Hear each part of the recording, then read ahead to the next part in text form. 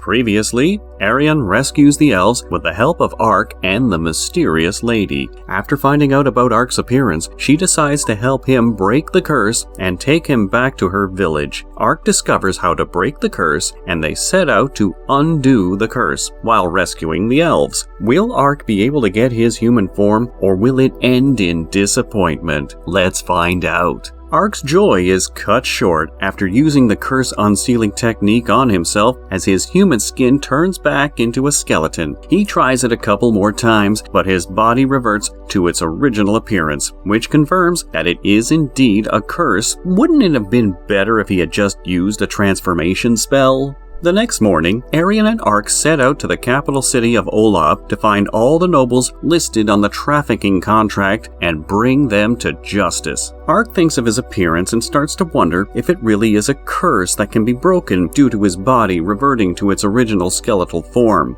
Just transform. Problem solved. On their way to the city, Ark is attacked by giant bugs, which causes him to run as he is scared of bugs. An all-powerful knight is scared of bugs, and people laugh at me for being scared of bunnies?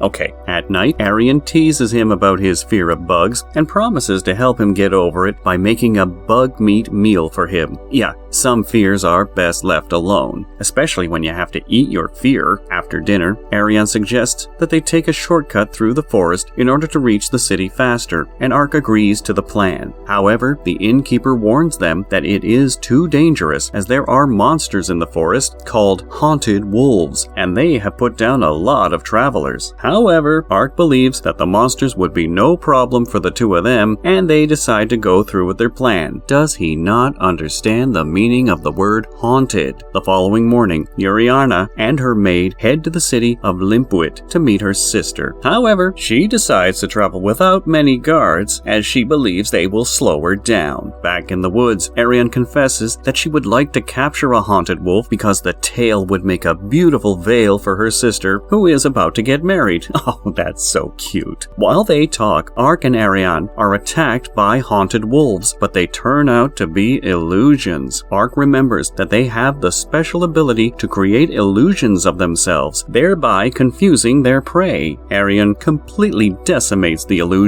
while Ark watches in awe and promises to improve his skill as raw power is not enough. He spots the leader of the wolves and attacks, but the wolf manages to dodge the attack. However, Ark notices that the wolf has the same ring as the basilisk and proceeds to destroy the ring, which releases the beast from its mind control. After regaining its senses, the wolf retreats with its pack, and Ark starts to wonder if the ring is responsible for the violent nature of the monsters in the woods. He tells Arian about it, but they are unable to figure it out because Arian decides to take the tails of a dead wolf for her sister. Elsewhere, Uriana is worried about her father because both her brothers have a secret plan for the kingdom, and this makes her anxious. Not long after, her carriage is attacked. While Ark plans to ask Arian to train him and improve his combat skills, Ponta senses danger in the woods and heads over to Uriana's carriage with Ark right behind her. Uriana is killed by her guards, who conspire with bandits to end her life. Moments later, Ark arrives and discovers that the princess is dead. He contemplates resurrecting her, but he is scared of the consequences because of his new world. The killers attack him, but Ark's armor is impervious to their attacks. However, the haunted wolves aid him in battle and defeat the killers, while Ark finishes them off, although some of them escape. Ark uses a powerful rejuvenation spell to resurrect Uriana, Ferna, and her loyal guards before heading back to meet Arian. The princess spots Ark while half-conscious. She believes that he is an angel sent by God, and they continue their journey. Ark thinks about his decision to bring people back from the dead and decides to hide that information from Arian. Shortly after, they arrive at Olaf, where they spot a lady defeating a bunch of thugs with ease, and Ark discovers that she is the furry-haired ninja he met in Diento's hideout. The ninja, Chiyomi, of the Jinshin clan, reveals that she has been traveling traveling all over the world trying to find her comrades who have been enslaved by humans. Chiyomi also states that although all elves, humans, and beasts have a particular smell, Ark is different, as he smells different from a human, and she is happy to meet him in Olaf. Ark is also excited to meet a ninja, and they head over to an inn to talk. Afterward, Chiyomi asks Ark why he called her a ninja, and he reveals that spies who dress similarly to hers are known as ninja in his world. However, Chiyomi reveals that the name ninja is a secret that has been passed down the clan, and states that Ark must be from the same country as the great founder of her clan. Ark asks her if the great founder is still alive, but Chiyomi reveals that he died 600 years ago and he is nothing more than a legend now. However, Ark figures out that another Japanese guy must have found a way into this world 600 years ago and founded the ninja clan. While Ark tries to understand what he has just learned, Ariane questions Chiyomi about wanting to meet Ark. Chiyomi reveals that she needs his help in saving her comrades and offers to provide him with intel about the whereabouts of the elf slaves in exchange for his help. Ark rejects the proposal at first, as he does not want to draw more attention to himself, but Ariane convinces him to accept the mission after discovering that Chiyomi cares about her clan just like her. Meanwhile, in the palace, Dakares is angry at the failed assassination on his sister's life and asks his men to find her. Although Yuriarna has been cautious since the attack, Dakares starts to worry about the knight that keeps destroying his plans and asks his right-hand man, Cetrion, to take care of it. Dakares decides to go into hiding as he is scared of the knight coming after him and ending his life. Elsewhere, Ark finds out that the great founder was a human named Hanzo, who was a spy for the Revlon Empire. Chiyomi reveals that he liberated the Beast People and formed the Jinshin clan in order to protect them from oppression. Ark is amazed by Hanzo's accomplishments and wonders if he will ever make such an impact in this world. Not if you have a skeleton for a face. Soon after, the trio arrives at the Etsat market, the largest slave market in the capital, and Chiyomi informs the rest that they are going to attack the place. She reveals that the market is closely tied to the center of operations, and lots of reinforcements, including the royal army, will arrive as soon as they attack the market, making it hard to escape. Chiyomi also adds that she needs Ark and Ariane to create a distraction at the Etsat market by launching a very powerful attack, while her comrades rescue the Beast People from other slave markets. Chiyomi plans to sacrifice herself, but Ark rejects that idea. He informs her that they will be fighting till the end with her, before escaping with his teleportation magic. Chiyomi is surprised that Ark has mastery over space-time ninjutsu and reveals that he possesses the same power as Hanzo. A happy Chiyomi informs Ark and Ariane that they will be attacking at night before rushing back to inform her comrades about the change of plans. Later that day, Ark and Ariane head to the inn and have their fill before the battle begins. She offers him dragonflies, the bugs Ark was so scared of, and he overcomes his fear of bugs thanks to Ariane. Ark decides to hide his unique armor under a cloak and a hideous mask, prompting Ariane to mock him. Not long after, Chiyomi arrives with a friend named Gomen, and Ark realizes that Hanzo named himself after Hattori Hanzo. He also deduces that Hanzo used the name of other famous ninjas as honorary titles. Hence, Chiyomi is named after Mochizuki Chiyomi and Gomen after Ishikawa Gomen. Gomen realizes that Ark is just as big and strong as he is and decides to challenge him. They discover that they are evenly matched and become friends instantly, much to the surprise of Ariane and Chiyomi. The group then heads to the market, where Ark and Gomen attack the market guards, creating a distraction, while Ariane and Chiyomi sneak in to rescue the slaves. Ark and Gomen try to outshine each other by displaying their awesome power, but they accidentally bury themselves under rubble while the girls infiltrate the building. Elsewhere, Dakares finds out that all the slave markets are under attack. He starts to panic and tells Cetrion to reinforce the markets. With the guards distracted by the attack outside, the girls defeat the remaining men with ease and rescue the slaves. However, they are soon spotted, forcing them to fight their way out. They meet up with Gomen and Ark, and Chiyomi reveals that reinforcements will be here soon. Gomen tries to stay back and hold off the reinforcements while the rest escape, freeing the remaining slaves slaves left in the market. The trio finds a cell full of dead slaves,